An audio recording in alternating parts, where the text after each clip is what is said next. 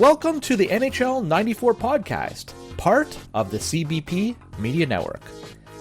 This podcast is dedicated to the greatest game ever developed, where I will talk about the development of the game, tournaments and matches, our stories about NHL 94, the people that make up the NHL 94 community, the games won, lost, and the chirps that need to be heard around the world.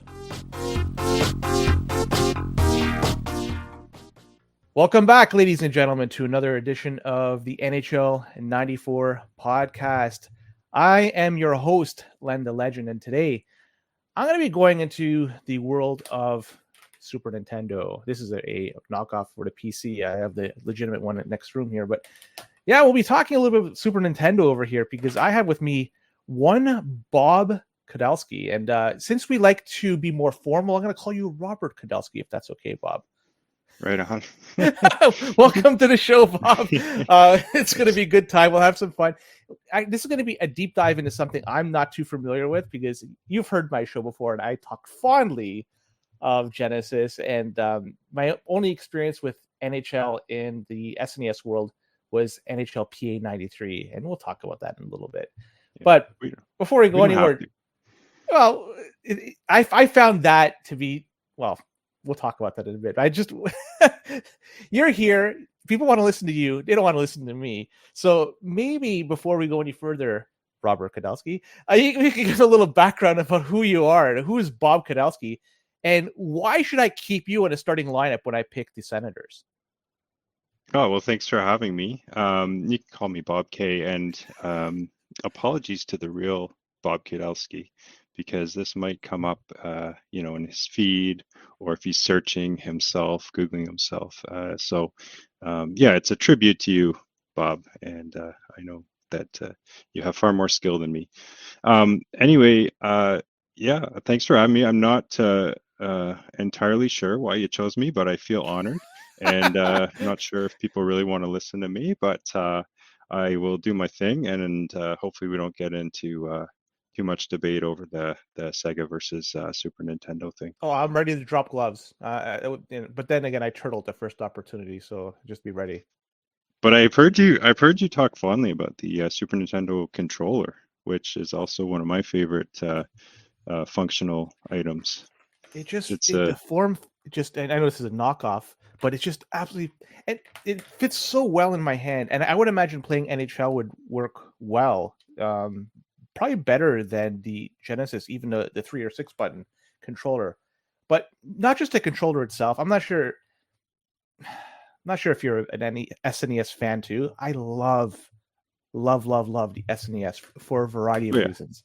It's my favorite system for sure. Like that is the era where I was a big gamer, and that is the era that I think of. It's just like the perfect sort of sandwich between the really basic NES and the Pong stuff and the more advanced stuff where they were trying to do more 3D and realism stuff that ended up feeling just kind of fake to me and clunky. And SNES kind of nailed the gameplay, I think, and just the bright colors and the sound and everything. And as you said, the controller is probably the best controller ever created. I love the feel of it and the games on it. I mean, I know we're here talking about NHL, but let's talk about the greatness of SNES while we're here. We could talk about Super Mario World, which the theme on that game is phenomenal. The ending theme is still like nostalgic for me, extremely nostalgic for me. And Super Mario Kart,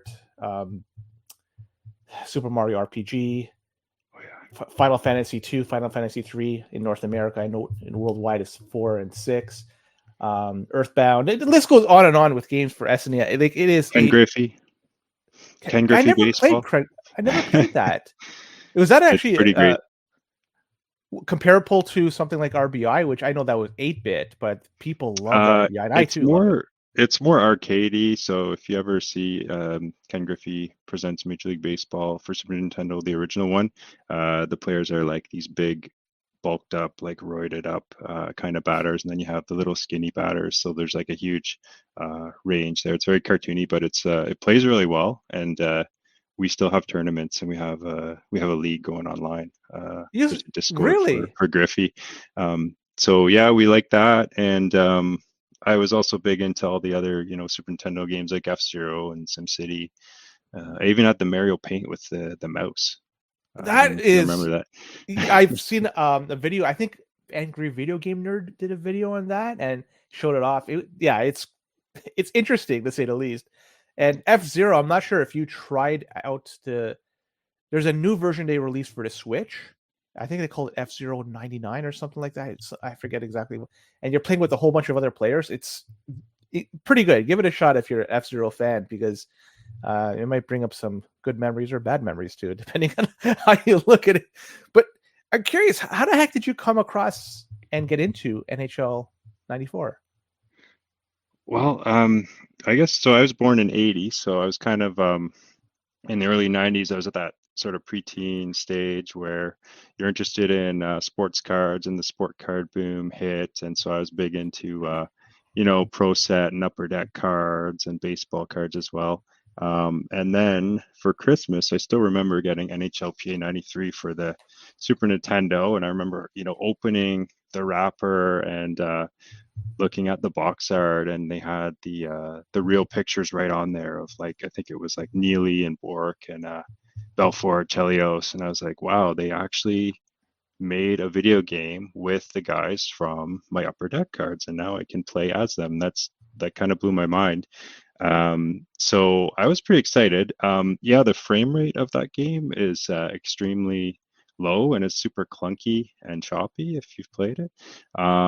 But it was still cool. Like, the fighting was cool. The hitting, the sounds, like, just to be able to play, as it's pretty amazing. I never played the Sega Genesis version, but I was a Super Nintendo guy.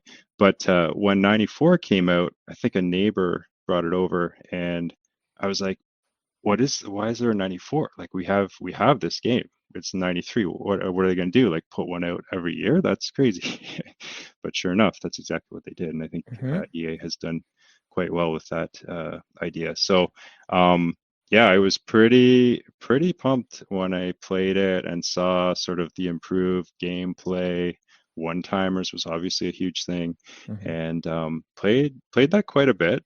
And then I got 95, 96 on Super Nintendo, kind of switched over to, I had 99 on the 64 and 64, and then I went PC for a few years there. But I kept going back to 94 every once in a while. Like, if I was bored and I thought, what game could I play? Well, that one played pretty well. It was like pretty unique. It was kind of on its own. It wasn't like 93 and it wasn't like 95. It just had the best gameplay and it was the most fun. So I used to do playoffs and sort of do pen and paper, keeping stats. I remember doing the Nordiques, and Sakic would go on a playoff run, best of 7, and he'd get like 150 points. I remember I'd do like little tallies. And then I guess kind of got away from the NHL games, and then around 2008, I think it was, I was just Googling and I found the forums, and I was pretty excited to see that people were still talking about this game, and then realized that people were actually playing against each other online, and was able to set things up. And at that time, I think we were using like America Online Instant Messenger or something like that to talk, and some old software to play the game. I think it was called SNES Battle or Z SNES or something like that. Yeah, I remember that. So yeah, got into it, and I guess never looked back. I've been playing with emulators since like the late 90s, in fact, and more so arcade emulators. But I then, even in the early 2000s, I was playing all the different Genesis, TurboGrafx, and SNES. So I remember SNES one. So I remember those two names that you referenced. But NHL PA 93, the guy across the street from me had it, and I remember playing before that the NHL hockey on the Genesis, or NHL 92, as people call it. And that game, the NHL 92, NHL hockey was incredible. If I remember the first time I saw it on the Genesis, it was, from that point on, it was like a huge jump in terms of where we used to play with NES ice hockey or NES Blades of Steel. And then when my friend got NHL PA on the SNES. I remember watching it, and man, oh man, it was just very choppy. You were referencing the frame rate, but from what I've been reading, the people that were behind it and programmed it, they had a very limited time frame in which they could have pumped up the product. Somebody was referencing upwards or even as low as 3 weeks they had to basically do everything. That's an incredible feat. I'm not sure if you heard that story before, but in order to do something from scratch with a very small window and put out a product, which, you know, we could debate how bad it is, it's still something that's, in your eyes, it sounds like you had a good time with it. But did you ever hear that story about them putting out the software in just a very short period of time in terms of programming it? Yeah, I mean, I heard it was kind of like a rushed port of the Sega version. I don't know about the 3 weeks, but I believe it if they did that quickly. But yeah, that's pretty impressive if that is the case. Because I mean, there's still something about that game that I remember fondly. Like it actually reminds me of Christmas, the NHL P93, because I remember Yeah, no, getting it on I Christmas. understand what you're trying to get at. And just like the sounds, the hitting, like it's kind of cool. You can hit a guy who does a full somersault, like, 30 feet into the boards, and the fighting has its own like sort of momentum. Like it's really well done, actually. Um, I got I got convinced to join a 93 league last year, actually, and I was told it was the Genesis version. I was told that it was the same as the Super Nintendo version, so I joined it, but it's not at all, actually. It does play differently, like not only the frame rate, but it plays differently. And we decided, I think we weren't going to do another league. Actually, we're just like, why are we wasting our time on this? There's no one Well, timers. Yeah.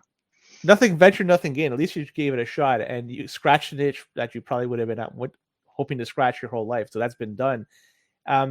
When you first got into 94, were you playing with your friends, or were you the only person in the area that was playing the game, or like, what's the story there? I guess I played a little bit with my brother, and maybe the mentioned the neighbor that I mentioned there, but not a whole lot with my friends. I do remember in high school, actually, when I guess it would have been around 97 or 98. I used to play with one friend in particular in his pool room at his parents' house before we'd go out for the night. So we actually would play. He preferred 95, but if I could convince him to play 94, we would certainly do that. And whoever scored, the other guy would have to do a shot of whiskey. So we got extremely inebriated, and I would not recommend doing that. We had some pretty bad nights that started off lots of fun playing NHL. So yeah, I played with that friend, and then like I said, I just ended up playing a lot on my own in later years because I don't have a lot of friends that want to play Super Nintendo. Luckily, you can find them now online, just at a drop of a hat, that want to play NHL 94, regardless if it's Genesis or Super Nintendo. What are your thoughts on NHL 95? So like I said, I played that a lot with my friend, and it's not bad. Like it's a fun game in its own right, but it is completely different. And I would certainly obviously prefer NHL 94, but 95 on Super Nintendo, I think it is pretty similar to the Sega version. I They haven't are done a direct 95 and comparison, but beyond. They're the mhm, 16-bit consoles. They're the same game essentially. yeah. But there's something like you don't have that momentum feeling when you're skating, that like sort of fluidity. You guys take a second to kind of stop and get going the other way. Like on 95, they're more sort of skating on rails. You can just like turn at the drop of a hat and stop on a dime sort of thing. But still a lot of fun. Like I remember it being really fast, actually, so like some super fast one timers. But I also remember their sticks looked um, way too long or something. Their sticks were always sticking out, like they were like 10 feet long or something. Almost like you were playing rod hockey, with the big sticks. It just doesn't look right. NHL 94 does. Like, you got to see the JR behind me, but if you look at the sprites or the graphics from 95, they just don't, for whatever reason. Now, you and I are very much different, because I have never played NHL 94 ever on Super Nintendo. I've played 93 on Super Nintendo, but I've never played NHL. I've seen video of it, but that's as far as I've gone. And you, on the other hand, have played a handful of games on the Genesis. Is that correct? Yeah, I probably my first time playing 94 on Genesis was probably around like 2010 or so when I had been on the forums for a while playing other guys Super Nintendo, and they thought, oh, why don't I try this Genesis thing? Like a lot of people seem to really like it, so there must be something to it, and just did not really enjoy it. I kind of questioned how so many people prefer that, and I still question it. I go back to it every couple years to give it a shot, and like on my own. I don't play anyone, but just on my own, and I remember why I don't play it. And I'm sure it's a great game, obviously, but like I only play NHL 94 for Super Nintendo. Like I'm not a big gamer, and so I just that's my game. I dedicate my time to it, and I don't really want to learn Genesis. But some of the other Super Nintendo guys have gotten into Genesis, and they seem to be really enjoying it, and they're doing better and better every year, it seems. So good for them. Not for So me. yeah. Well, that's it's a good interview. Thank you very much for everybody for listening. This has been All wonderful. right. Just kidding. Maybe on the what you do know, could you outline some of the differences between the two games? Because you've played them, I haven't. I've been reading about the differences. I could rhyme them off, but maybe you have a little bit more firsthand experience than I do, just in case anybody out there is kind of like me and wondering what is the difference between the two games. They're both 16-bit consoles. They're both NHL 94. They're the same game, right? No. And maybe you could give the rundown Yeah, for that. completely different.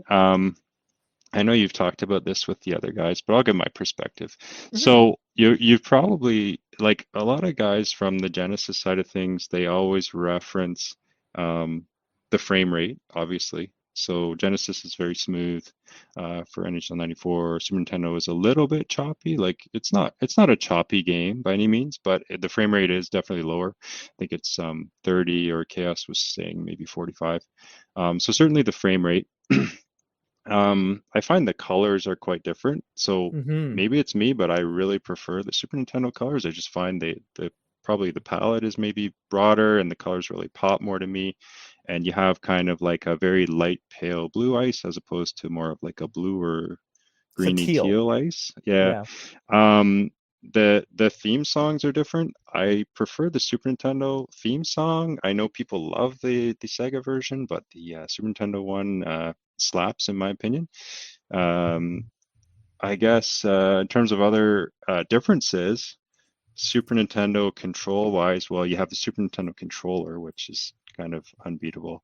Mm-hmm. You have the paddle buttons left and right for defense control, so you can switch between right and left defenseman. You have a quicker goalie control, from what I understand.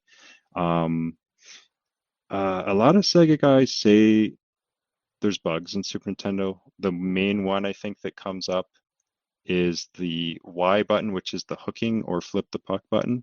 If you get hit, you can press that and your guy immediately pops up and can hook the player that hit him. I don't see that as a huge deal, to be honest. Like I never even did that and I had success never doing that. So it's not like this big sort of advantage that you can use like to to bug, be a bugger and cheat the opposition or anything because the hook it doesn't always get the guy, it doesn't always hook the guy. So all of a sudden, then your guy's just hooking air and you're busy hooking and the play's going on somewhere else. So it doesn't always work. So there's risks, I think, in doing that. Um, the one timers you can actually aim in Super Nintendo, which I Yes. think is pretty sweet. Passing is more accurate. People say it's more arcadey and more fun. I think it's more fun. People say Sega's deeper, which I don't really get. They say the attributes matter more for players. Okay. Anyway, I don't care to like enter a huge debate because it's been done so much in the forums. I think both games are great. I so prefer the Super Nintendo version. It's just so much more fun, I find.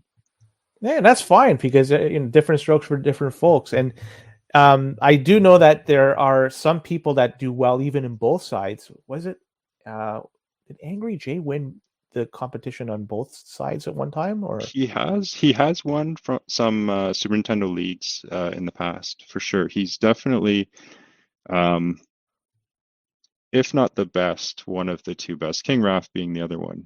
They're both very good at both systems, but Angry J definitely like top player in Super Nintendo. I always have trouble with him, like super close games. We usually split like if we have a series.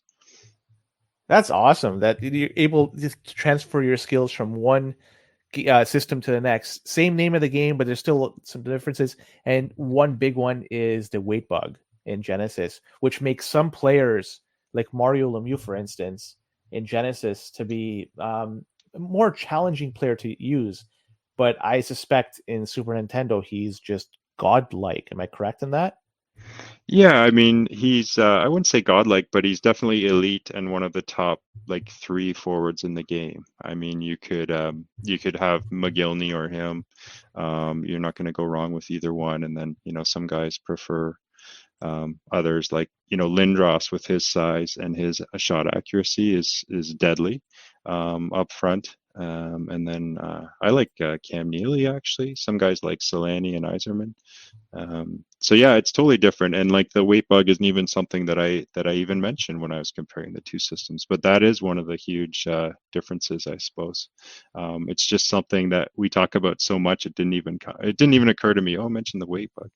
It Um, it changes the game dramatically in terms of who you're picking, your lineups, which team is better than the other. So it just creates a different game between the two systems, and not to say one is better than the other. It's just different, and so it's something you have to definitely take into consideration when you're building a team in Genesis versus SNES. So just I don't know. It just seems interesting. One thing I've seen at least footage of is a poke check by the goalie. Is there a poke check that is actually in existence in the game, or am I wrong? yeah, there is. Yeah, you might be referring to we just saw a really funny thing that happened the other day, and it was posted on the Twitter, I think, where That's where I saw it. Kelly Rudy of the Kings poke checked Marty McSorley, his teammate and defenseman, as he was skating by, and the opposition picked up the puck and promptly scored. So Yeah. the goalies are not the smartest, I guess, but yeah, there is a poke check, and if you kind of bring the puck close enough to the goalie, he often will go for that poke check. And what that does is it kind of freezes the goalie for a second, so you can just kind of move around him and score. Um, but I think if you take control of the goalie, if you press that X button again, I think it poke checks. I think you can do it yourself, if I'm not mistaken, but it's not something that people like to do. It's not very effective. It's just one more tool that's in the toolbox, and from what I don't think that's in Genesis. I Yeah. don't ever remember seeing a goalie do that. The EA flop, I've seen that, whatever you call it, the EA special, where he's just diving everywhere. I've seen just about everything, but the poke check, like, I thought that was pretty cool. Not Yeah, I've seen it all, but so I'm not sure if you can activate it yourself, so don't quote me on that, but obviously it isn't something that we really do. But guys do tend to dive like with the goalie from time to time. It can be effective. Like if a guy's coming in on a breakaway, you can catch him off guard by just flopping with the dive. And it some guys do it and it's rarely successful. The only guy I've ever seen that can do it consistently and make the save is Mikhail, who you've probably heard of, who's the winner of like every King of 94 tournament that he ever entered. He would often just do the goalie dive and somehow stop it like 90% of the time. And no one can really replicate that. But guys do tend to try, but they usually get lit up. are pass shots a big thing in the SNES? They're not a big thing. They are a thing. So some guys do it. I think it's the mechanics of it are quite a bit different in Super Nintendo. So usually it's more so like a straight up or straight down pass that can catch the corner of the net. The diagonal pass shots, I think, are probably more common in Sega, and it's not really something that guys try. It might happen by fluke in Super Nintendo, but yeah, some guys are getting quite good at pass shots in Super Nintendo. Personally, I don't really attempt it. I don't see a real advantage in Super Nintendo to attempting to do it. The shot is just as good for me. But the odd time, like on a penalty shot, if you just move off center a little bit, you can fire a pass shot from like the blue line before the guy even knows what's going on. So that'll work. And slap shots as well. Like straight up slap shots are becoming more and more common in Super Nintendo. Some guys are starting to do them consistently quite well.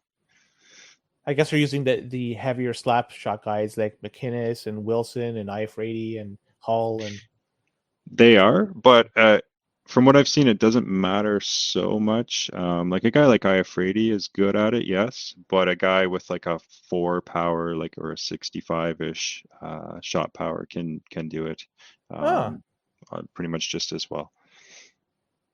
Thoughts about auto goalie versus manual? Do you prefer one versus the other? I mean, auto goalie isn't even something that anyone really considers. So I don't know. I haven't seen auto goalie, anyone use auto goalie in many years. I don't think. Do you take control of the goalie as like every opportunity, or you prefer to have the AI do it as much as possible? Oh, I see what you mean. Yeah, so like in game, like whether you let the auto goalie, deal with it, or if you take control yourself. Yeah, it depends. So I do definitely let the goalie handle it. Like, so if I have a big defenseman, and I can kind of angle the forward off to one side of the net, then I'll let the goalie handle it. Like if I know the shooter doesn't really have an angle, but I will certainly take control of the goalie and try and stack the pads. It seems to be a very effective save animation in Super Nintendo. If you just kind of stay still in the middle of the net and press the save button, you can usually get the pad stack and it covers like 90% of the net. It can be pretty frustrating for guys to get stopped by that. But I find like with goalie control, definitely less is more. Like you don't want to get moving around, because I think it was Chaos actually that called the goalies in Super Nintendo, they're like floating bricks. So they kind of like you can feel the weight, and once you get moving one way, they kind of keep floating that way, and it's really hard to kind of reel them back in and get moving the other way, which I think is kind of good, because I've never been a ice hockey goalie, but I imagine that's kind of what it's like wearing all that equipment. You get going one way, it's hard to move back, right? So I don't know. I think they kind of nailed it with the floating brick control. And even that applies to like the lighter weight goalies, like the Andy Mogs and so forth, or the Bob Essens does. Yeah. So in Super Nintendo, like you can't really tell the difference between the goalies. Really? Maybe that's what guys are talking about when they say there's more depth in Genesis. So in Super Nintendo, we have a saying, and it's man F goalies, and you can imagine what the F stands for. Yeah. Now that came from the professor. I think that's his quote, and because no one cares about the goalies in Super Nintendo. Like whether you're facing, Daniel Berthiaume or Patrick Waugh, like you're not even going to be able to tell the difference if you watch a game with those two goalies in net. Doesn't really matter. So like when we do a SNES draft league, the first few years, guys were drafting Waugh and Belfour like round 1, round 2. And then after a couple seasons, we realized it doesn't matter. And so they don't go till like round 6 when guys need goalies. So, and it's consistent. So like the whole league of like 25 guys, not one of them will draft Roy or Belfour till the 6th round. It's pretty funny. Wow, that goes to show you, like in the SNES, how valuable a goalie is. Even a top tier goalie like Roy and Belfour, they're just, you guys don't value them as much for obvious reasons, because they don't have much value. And that's interesting. Right, yeah. That just goes to show you the two differences between the two games. Now, I've never played the SNES. I got to give that a shot and see what it's like. And I must say, I think like you were saying, I think there is a difference between the heavy versus light goalies, maybe. So like a guy like Terrari, I like Terrari actually. He's good. Like maybe he moves a bit quicker, but he can get pushed around a bit more than a guy like who's big, like Barrasso maybe. But like it's extremely subtle, and it really doesn't matter.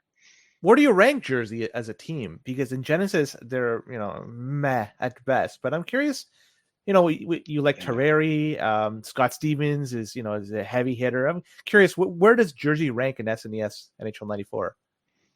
Jersey's probably kind of middle of the pack, but for Mhm. me, they're like upper, definitely upper middle. I like big players and I like hitting a lot. Um, so they're perfect for that because you can stack them with big guys, right? Stevens Fetisov is probably like one of my favorite players in the game, maybe most underrated defenseman. And then you can put Richer, who's big and pretty skilled, and then you got Claude Lemieux, who's just a beast. In Super Nintendo, he's like quite valuable because he just wrecks guys. He's big and he can skate. And then just put whoever on the other wing, Stastny or a smaller guy like Stastny, C-Mac. So yeah. um, at home, at home, I think they're an elite team. On the road, they can struggle at times, like passes bouncing off skates and that sort of thing. But I They like New Jersey. they got a huge home ice advantage. I don't Does know about did the you? advantages. Like I just know teams on the road tend to struggle a little bit more with the stick handling. So like passes will be bouncing off skates a little bit more on the road. I find guys might be more likely to be cold and just like a little bit sluggish moving. Their shots Uh, missing the net and that sort of thing. gotcha. Now I know that deeks are a huge thing in the SNES version, right? Is that true? Yeah, a lot of goals are scored. Just deacon the defenseman, deacon the goalies. Guys have gotten pretty good at defending that. I mean, you're still though going to get the odd man breaks where you can pull those moves. But yeah, certainly it's deep goals and a lot of one timers. Like guys tend to average maybe um, two or some guys more than two one timer goals per game. Um, and I guess the rest of them are mainly deep goals. Some, I guess, the odd rebound goal and the odd slapper, pass shot, very rare. So yeah, a bit different than Genesis, where you're scoring, from what I understand, on just like straight sort of slappers and floaters in the A specials. I don't know, Yeah. whatever that is. So then, how does one get better with deeks? Would you say that they should be playing mostly online or mostly against a computer, or maybe splitting them 50-50? Because it's, in terms of like improving your game, it seems like then improving your ability to deke is going to elevate your game. So what is your suggestion for somebody to improve that skill level? So my suggestion is you got to play lots against the computer to start. So if you can go back in time to be like a 10 to 13-year-old kid where you have no responsibilities, just play NHL 94 all the time and practice deep goals. And then when you have a bit of confidence, you can play against live competition. And that's where you're really going to take off and learn how to do things because you have to know how to deke. Um, Not only the auto goalie, obviously, but manual goalie is huge in Super Nintendo. So you got to learn what guys tend to do with the manual goalie, and then it's a bit of the head games, right? Where it's like a chess match. Like, well, you think I'm going to do this, but I'm not going to do that. I'm going to do this instead. So spin deeks and non deeks and triple, quadruple deeks and circle back around across the blue line and then come back a minute later and rag the puck. And yeah, there's some guys that are just insanely good at deeks, but if that's all they're doing, they're going to get shut down. Like, so then they have to learn different tricks and some one timers and various things coming out of the corner and whatnot. And what's the best way to actually attack an opponent for the most part? I know every opponent is different, but is it just an all-out attack, or do you have to be methodical and just pick and choose when to go ahead and just slowly work your way forward? Like what's your approach for attacking an opponent? Oh, that's a good question. I would I would say, I don't know, my approach is kind of like I like to think in my head it's controlled aggression. So like you got to pick your spots. So kind of like feel them out, maintain the puck. If there's an open space, you got to, take it right away and try some aggressive passing. If guys making a break for the blue line, try and hit them with the long pass. I like to do a thing where if I win the draw in my own zone, I immediately just flip the puck, like just like the toss the puck end over end down to the other end, and then I just race up there with my winger and like I don't know, 4 out of 5 times I can usually grab that puck out of the air, and then all of a sudden I've got like an on-man rush. So I don't know. you need to vary your attack against the top players for sure. Like guys tend to kind of clog the middle of the zone and the front of their net. So in that case, you kind of almost have to draw them out. So you got to get in there and maybe loop around back of the net. There's lots of good ice back there. So use it, and then you kind of use the net as like a barrier. And if they chase you, then all of a sudden you can come out front the other side. So I don't know. It's I could go on and on about offensive strategy. Go on. But, People want to hear about this. This is something I'm sure this is one of the more interesting parts that people want to dive into, because this is something they're going to learn. Like, this is something I'm going to learn. I'm going to listen to this and apply it, because I'm going to put hundreds and hundreds of hours into SNES so I can finally play you, but maybe I could chop off a few hours so I could get better. So like, keep going with some of the tactics and how to improve, because this is really important and very interesting stuff. So yeah, I mean, well, that's just it. So basically, just when you get the puck, immediately look at your options, right? So if there's open ice, take it. If there's a guy streaking forward, hit him with the pass. And if nothing's open, just loop back. And like, you can kind of, if their defense is sitting back in front of their own net, you can kind of almost like play with the puck. Like the CPU controlled teammates of his, they might come at you, but you can basically just like deke around them, and then you have sort of an odd man rush, and then that might draw them away from their net, and then all of a sudden you can kick it out front or whatever. Anyways, it's really hard to talk about it verbally without playing a game, but we should let's get one going right now. Yeah, let's do it right now. No, I'm kidding. So then these tactics that you just discussed, are they also applicable against the computer? Can somebody practice these aggressive passing, these long passing, drawing out the defenseman from the front of the net? Somebody could do this against a computer to try to perfect those type of skills? Yeah, for sure. Yeah. And it's definitely a good thing to play against the computer every once in a while. And if there's a certain move or a certain type of goal that you've seen other guys score that you want to practice, then that's the way to do it, right? You could even do like a save state in a particular situation, and then just keep loading it over and over, so you can get the timing right, or get the controls right to try and nail it, and then bring it out in live competition. Now the attributes, I want to hear your ranking of the attributes. Which is the top tier, which is the best attribute, and then go from there, because I want to hear, and maybe talk a little bit about them too, because I'm curious how you score these. And for me, I want to see how they compare to what I think they are in Genesis.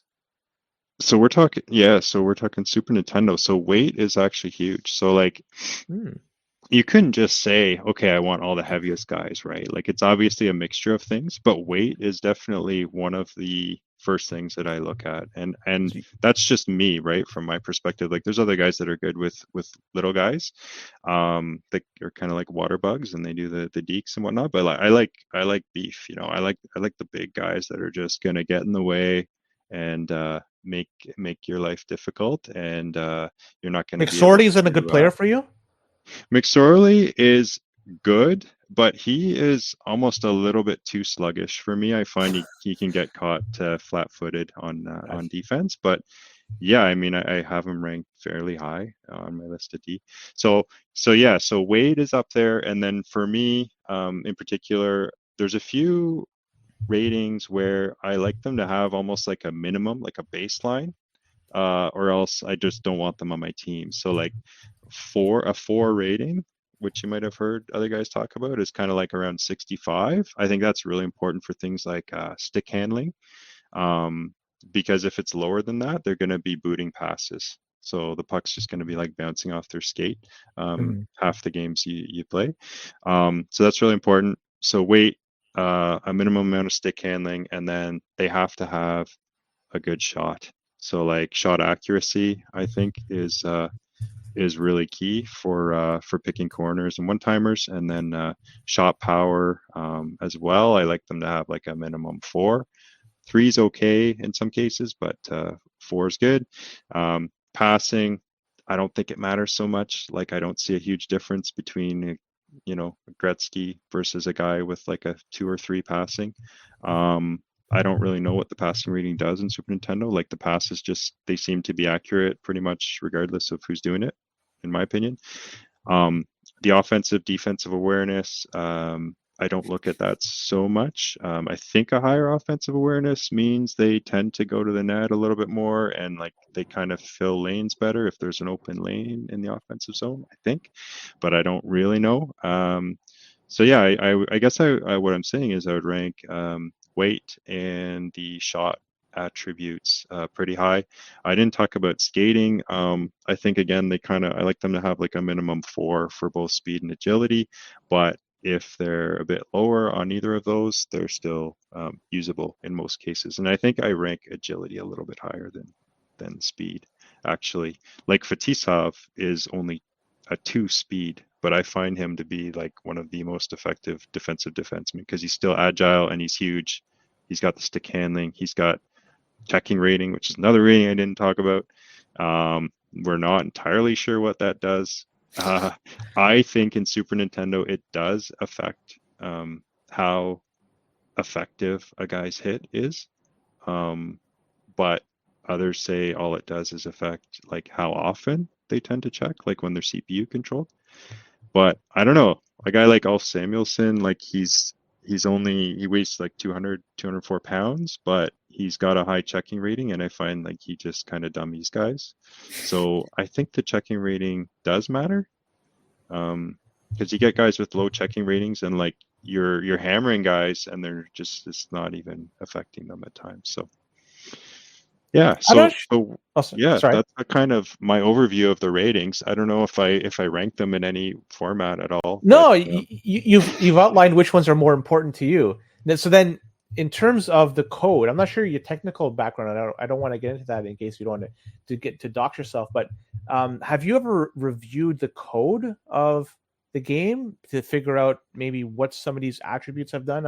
I'm curious if you've gone down that rabbit hole, considering how much time you put into playing the game. Well, now this kind of feels like a job interview. I don't have experience coding or reviewing the code, so I'm not the best guy to talk to about that.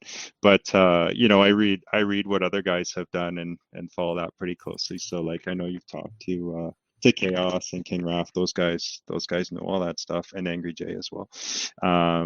So and the code yeah. is totally different on the SNES. That's why I'm coming to you. Maybe you've dived into this. And I'm in a very narrow lane here. I just play the game and I play Super Nintendo. So I don't play Genesis and I don't do the coding and I don't create ROMs. So it's a pretty niche interview here, and you might have lost a lot of listeners already. So sorry about that. Now, in terms of the ROMs, which one are your favorite ROMs? I see some of them, like one, for instance, 3 versus 3 pond hockey. Is that one that? Yeah. What is that? That's a new one. That's a new one. I think a guy named Kids Wasted just created that one, and so we have a league going. I'm Hartford, so I actually put Zarli Zalapsky as my center for the Whalers, and he's doing a great job because of his size. Wait. Are you able to? Because I know in '95 you can move defensemen up to the forwards and forwards back to the defensemen. In Super Nintendo, do you have the ability to do that, or are you locked in defensemen have to play defense? And in this 3 versus 3 pond hockey is just an edit to that. I'm curious, how is it? How are you locked into playing defense and 5 versus 5 Super Nintendo? Yeah, unfortunately, in the regular ROM, you're locked into defensemen playing as defensemen. But in this ROM, they made it so that you can move the defenseman up. So like Boston, you can put Ray Bork, up front with Neely and Oates, which is pretty sick. So yeah, I like that ROM. It's fun, but like for me, I like the classic ROM 5 versus 5. I like to have 5 skaters aside. I like a lot of bodies on the ice, more hitting, more sort of structure, more sort of real hockey sort of action. But probably if we're talking like my favorite ROM that's been created, my favorite league, it's probably the draft league. So like we do it probably 2 a year, where we all draft our own team, and that's a ton of fun for Can sure. a new player join into that, or do they have to have some sort of like minimum skill level to actually join in? I don't think there's any minimum skill. I think you just have to be, an established player that has shown that they can play the game online and they will play their games. So I don't run that league, so I cannot confirm or deny that you would be able to join the league if you applied. But I think that you probably could. I think there's an A and a B league. So there's the A league is like super stacked, like all the best of the best players, and then the B League is I guess everyone else, and there's still some really top players in there as well, and so much fun because you can draft. I can draft all my big guys with good shots, and other guys can draft the super fast guys with the good stick handling and whatever else they care about. Now, taking out humility from this next question, where would you rank yourself in terms of where you stand compared to the other SNES players? Like, would you say you're number 1, number 5, number 10? Like, be honest and take humility out of this. I'm curious where you see yourself in terms of ranking in top X amount of players. Where do you stand? Okay, I'm definitely top 10. I'm gonna say, without a doubt, I'm top 10. I mean, if there's a few different ranking systems, right? So there's the live tournament ranking system. I was as high as second, I think, last year, and then I had a bad tournament last fall, and I've dropped. I think I don't know, 4 or 5. Um, the online rankings right now, I am number 1. I have been for a couple months now, but those change quite frequently. So who knows? I mean, tomorrow I might drop if I played some games tonight and lost to a low ranked player, for example. So yeah, I'd say I'm definitely top 10. If I was to be bold, I would say I'm top 5. And on any given night, I might be number 1. Like Yeah. I've won, some big tournaments and some online leagues.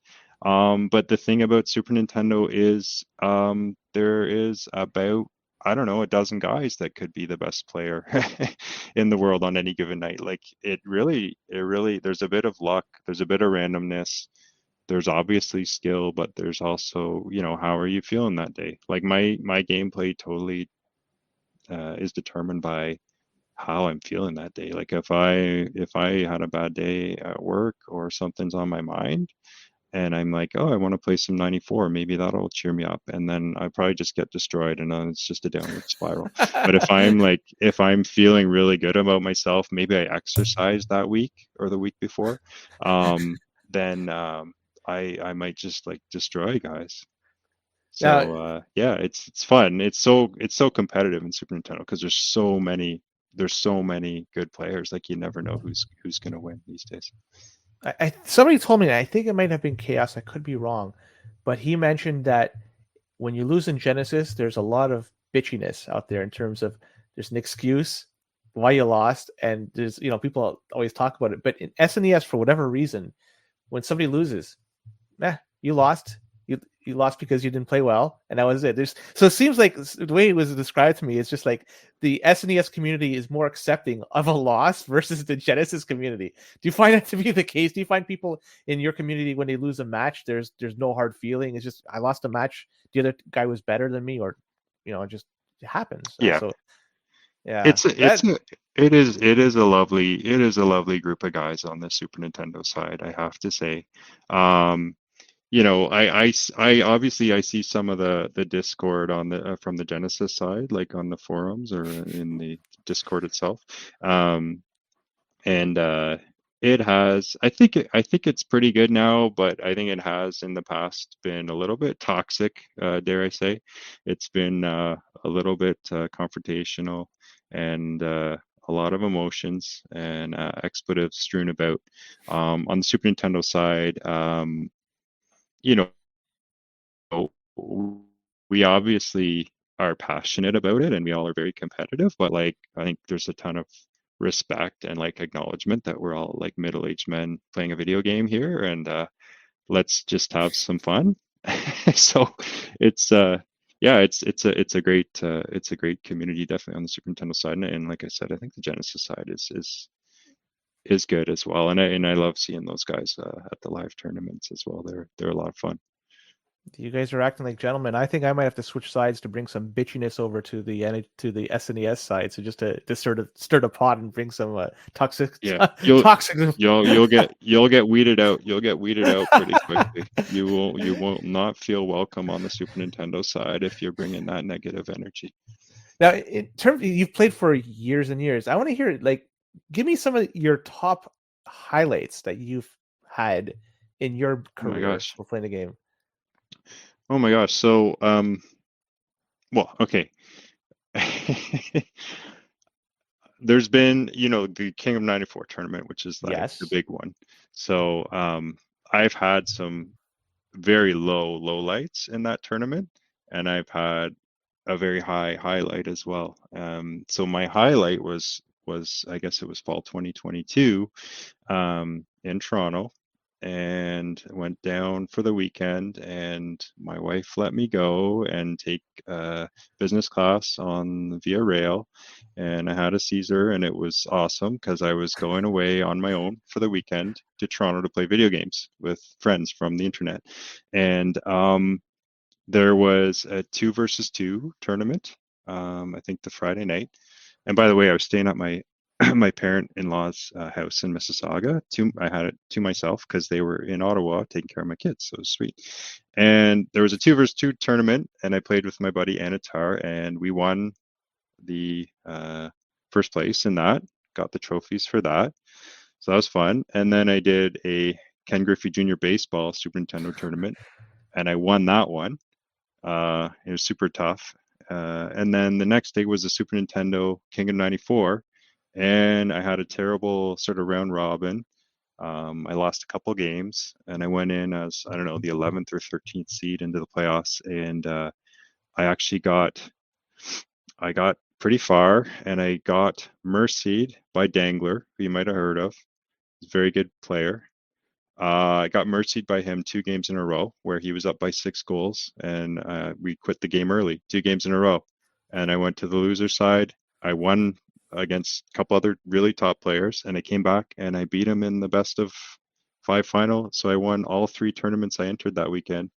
And I came home on the train, uh, had another Caesar, and I had a luggage full of trophies, and it was like top 5 weekend of my life.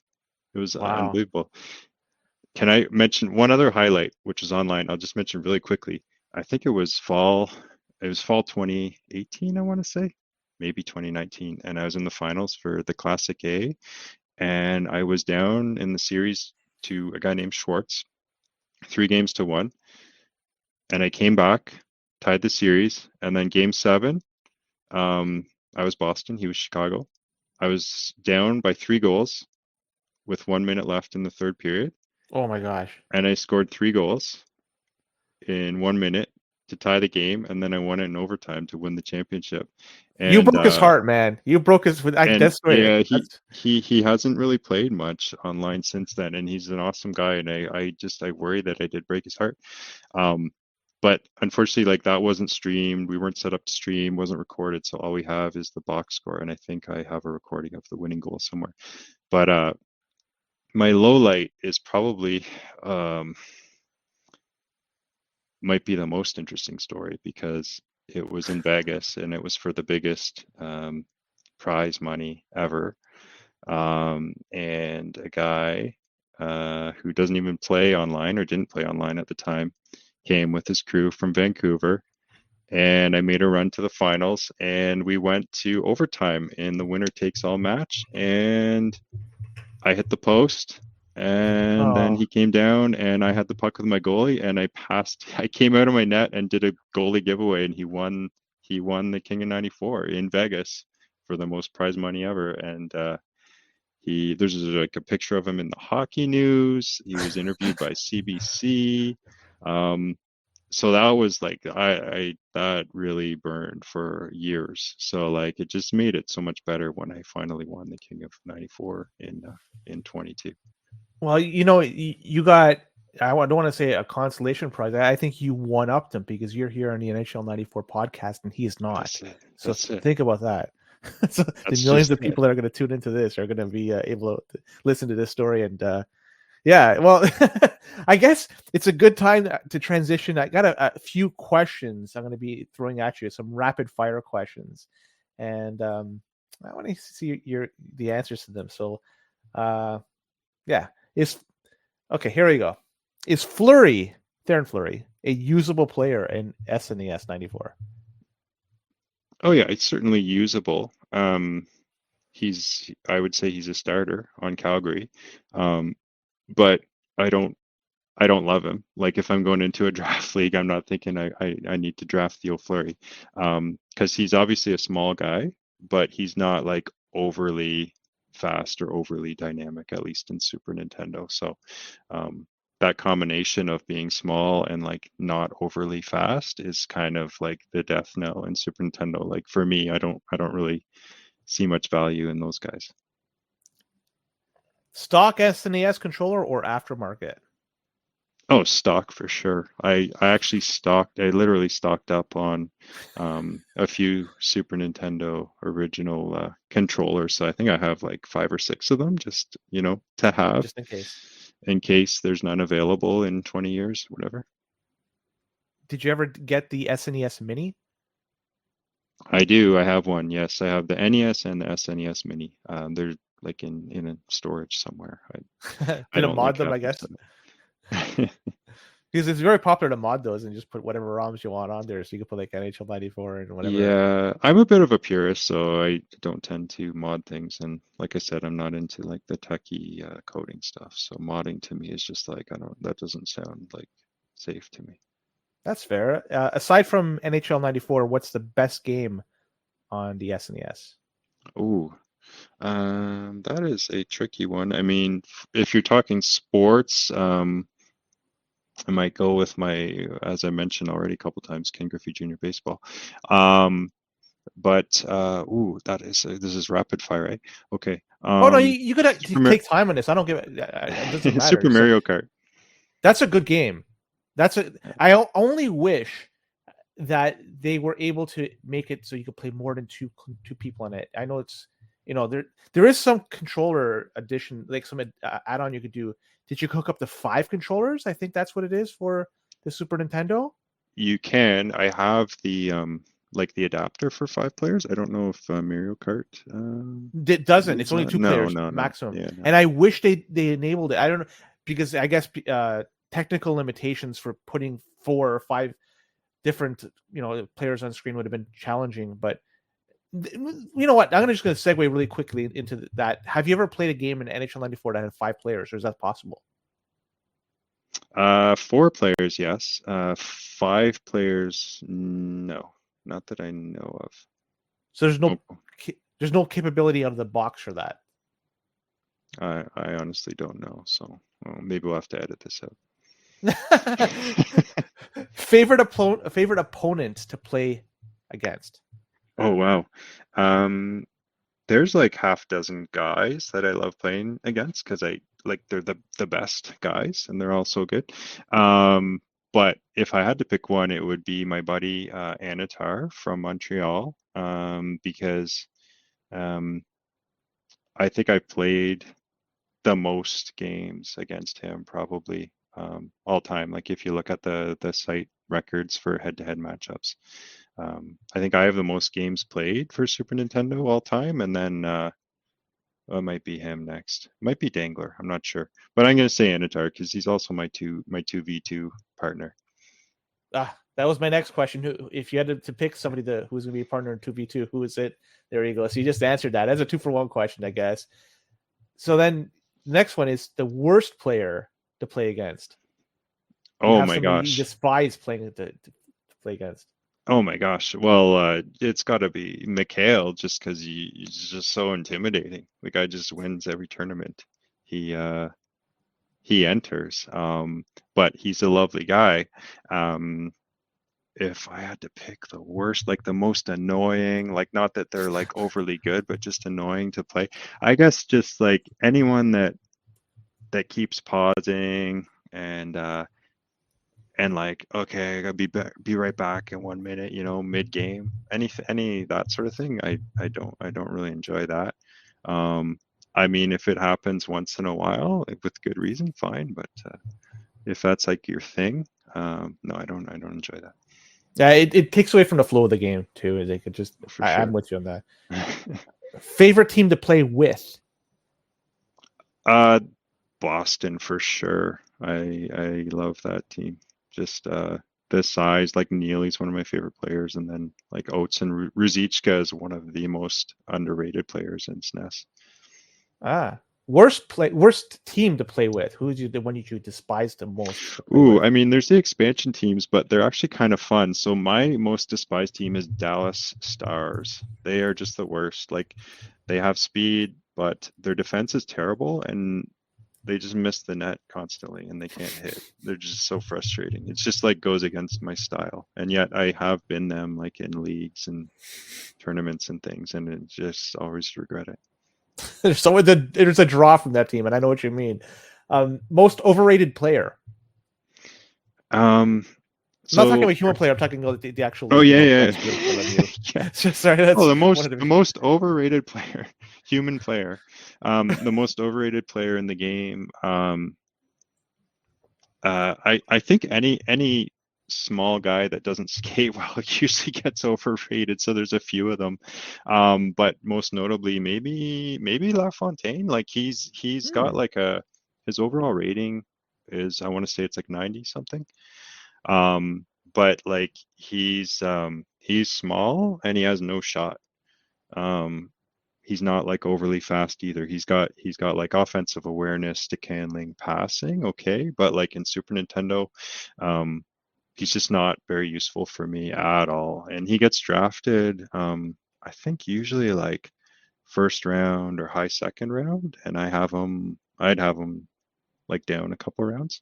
Um, Luke Robitaille is also, for whatever reason, he's really frustrating in Super Nintendo. A lot of guys don't even have him in their starting lineup with LA. They go Sandstrom, Carson, and Gretzky, just because Robitaille, for whatever reason, he's got a great shot rating, but it misses the net. Like I don't know if there's something wrong in the code, and then like he's not overly big or fast either. So yeah, I don't love him. Brian Leach as well on defense, not good. Oh, he's got super high agility, right? Yeah, and nothing else really in Super Nintendo. Like he's not really usable. Most underrated player. Oh, I've got a few. Like I mentioned, Ruzicka, Mm-hmm. Claude Lemieux. But if I had to pick one forward, one defenseman, I would say up front, Jimmy Carson. I have him in my top.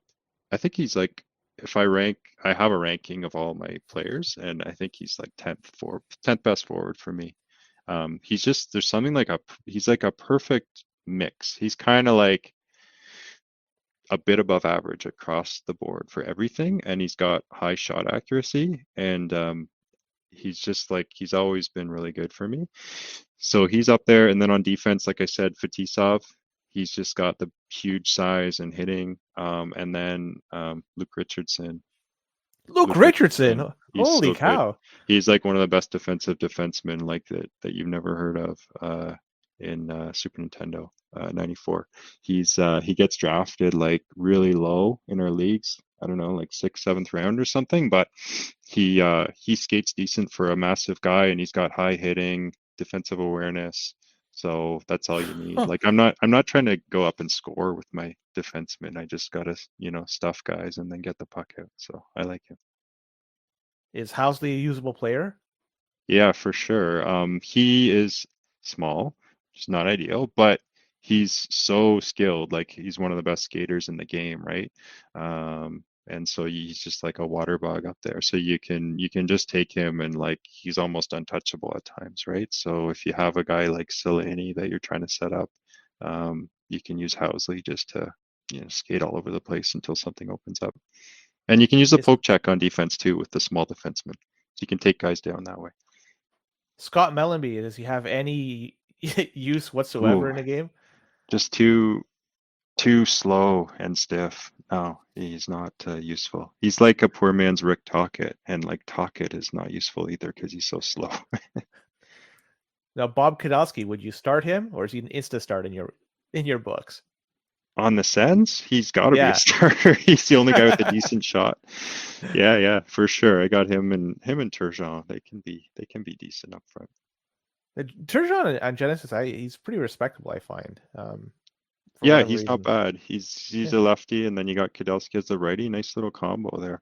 I actually met Bobby Kudelski about 10 years ago at like a Senators anniversary thing or something. He was just walking down the red carpet, and we did the whole like high five, half handshake. So I had a little chat with him. All Good guy. right. You got to get him to sign the box to the game just Yeah, to. yeah. Well, Uh, I got Steve Larmer and Glenn Anderson to sign my cartridge actually because I got to play real hockey with them with Mikey McBrien once, so I that was pretty saw sweet. that. So you were part of that? You were involved in that? Yeah, I was in the Oh, documentary. They interviewed me a couple times, and he claims he lost the audio. I don't know what happened there. Sorry, Mikey, but I'm in like 5 or 6 scenes in the background throughout that documentary. I was on the ice with Larmer and Anderson, no, no, and we're not going to end it. Like, we're not going to just gloss over this because Larmer, like, he was an Iron Man in the NHL, right? He set a oh record. I think he broke Doug Jarvis's record in terms of consecutive games played. yeah, And yeah, Anderson was like he had a mean streak when he played. You give him the puck as fast as can be, and he always drove to the net, and just that was his move. Just always. So, like, I want to hear that the story about you playing hockey with them because those two yeah, guys, they're legends. Like, come on, man, let's not gloss yeah. over this. Talk about Yeah, it. that was another kind of like life experience to be able to get to do that. I think I don't Mikey kind of announced it on the forum, I think, that he wanted to film something in Toronto. He was looking for a few guys to like get on the ice and do it. And it was only announced like I think days before. And luckily, like I have some flexibility, and I took the day off work, and I think I took the train down to Toronto for the day to St. Mike's Arena, and Glenn Anderson and Steve Larmer were there. So I'm in the dressing room, like getting suited up to play hockey with these guys who are in the Hall of Fame. I mean, Larmer's not, but he should be. He was And a then very good player. Yes, he really was. If you look at like he was probably the best defensive winger like in the 80s potentially. Like he could have won a Selkie if they looked at wingers a little bit more.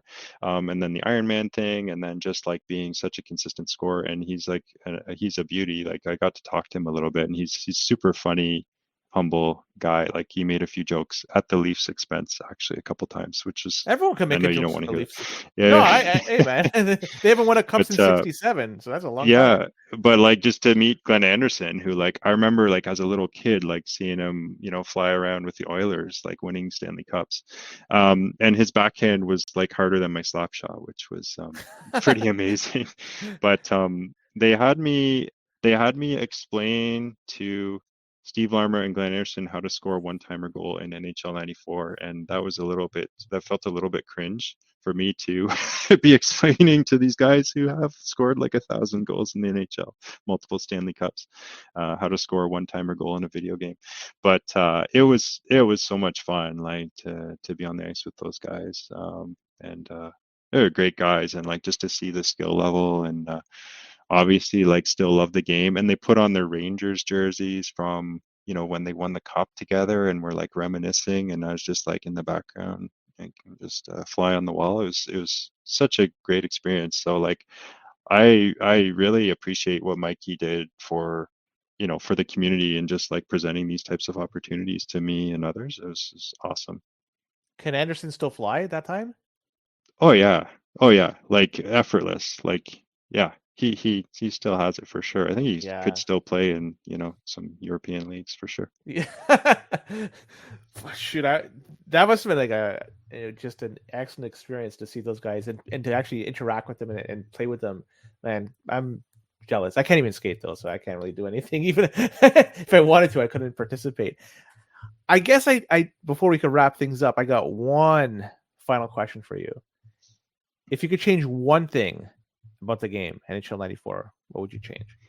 Ooh, just one? Or Okay. even a few. If you want to change a few, go ahead. I mean, what would you change to make it better?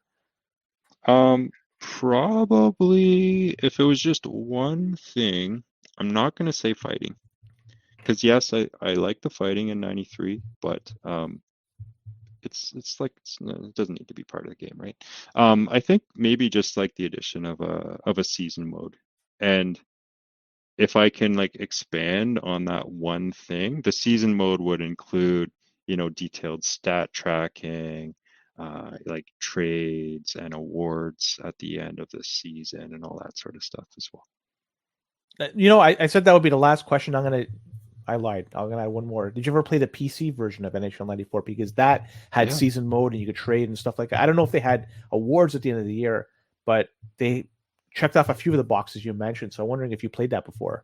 I did. I picked up a version of the NHL hockey for PC. I think it was around 98, but it was labeled as like a EA greatest hits or something like that. It was like a gold box. So it was almost like a reprinting, I think, of the 94 or 95 version.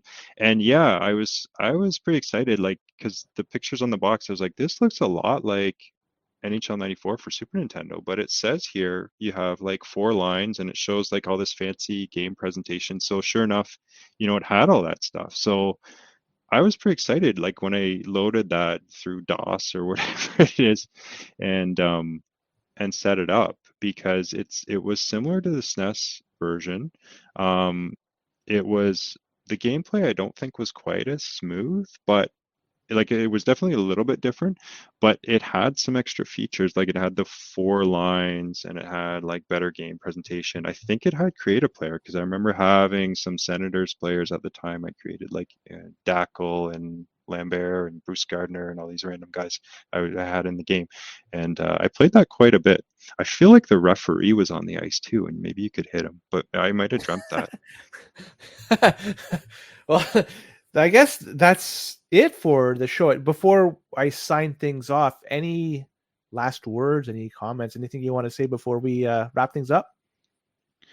You could chirp anyone too. The floor is yours. You could. Yeah, no, I'm not going to chirp anyone. But I really should have thought about this, because I knew you were going to ask this. So all I want to say is thanks to you for doing this. Like I've always wanted to. I love listening to podcasts. I've always wanted to just somehow listen to more NHL 94 and just think about it more when I'm unable to play it. So really appreciate that you're doing this and that you invited me on as a guest. So thank you, Lynn. No problem. Yeah, and you're part of it. You're part of the NHL 94 history, the NHL 94 podcast history, that is. So it's sweet. A pleasure having you on, and we'll have you back on it again. I have some plans moving forward, and you'll be invited back. So this has been awesome. Thanks so much for coming on. Awesome. So yeah, I'll see you online. We'll play Super Nintendo NHL 94 sometime. Let's do it, man. Let's do it. So for everybody else that is tuning in, listening, watching, keep your stick on the ice and your controllers plugged in.